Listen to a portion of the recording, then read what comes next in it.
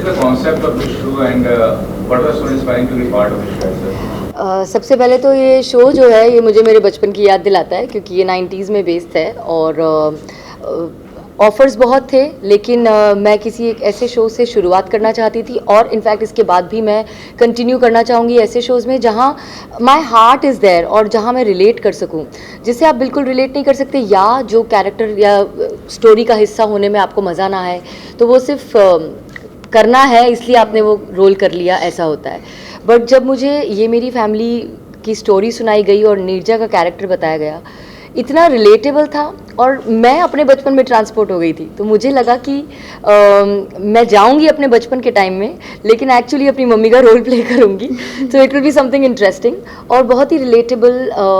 उसके emotions, family के emotions और जो प्यार और जो बारीकियां थी, जो नुएंसेस थी, जो एक्चुअली आज के टाइम पे हम मिस करते हैं, जो परिवारों में तब हुआ करती थी, वो इतना फील गुड और हार्ट वार्मिंग था कि सुनते ही I knew that I want to be Neerja. What is the character you are playing? What is The character that I'm playing is known as Ritika Avasthi, and Ritika is a 15-year-old girl who's just being herself. Being herself मतलब बहुत सारे doubts हैं, बहुत confusion है, बहुत सवाल हैं, कुछ सवाल बहुत ज़्यादा स्टूपिड हैं, कुछ सवाल वाकई लॉजिकल हैं और बस उन सब के जवाब ढूंढ रही हैं।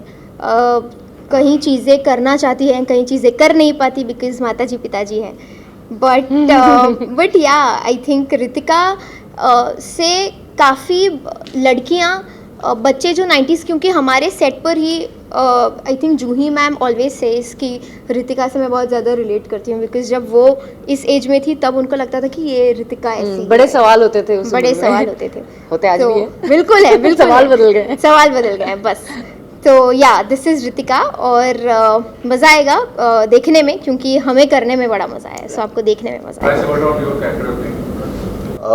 कैरेक्टर का नाम संजय अवस्थी है और ये किरदार 90s के उन पिताओं की तरह है जो जिसके घर में अगर बेटी होती है तो बेटियों के साथ बहुत ज़्यादा इंटरेक्ट नहीं कर पाते हैं, यू नो, एक समय तक।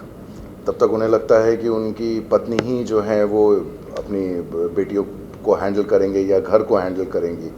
सो सरकारी दफ्तर में काम करने वाले एक सहज सरल किरदार हैं जिससे आप बहुत रिलेट करेंगे कि पिता जो है वो बाप नहीं है वो पिता है पिता तुल्य है। सो और मेन ये है कि एक छोटी सी एक अच्छी सी फैमिली है जहाँ पे वैल्यूज़ और संस्कार और एक दूसरे के साथ जो इंटरेक्शन है ह्यूमन ग्राउंड्स पे, उन सारी चीज़ों को, मोरालिटीज़ को बहुत ज़्यादा वेटेज देते हैं, बट इम्पोज नहीं करते हैं किसी भी तरह की सोच को।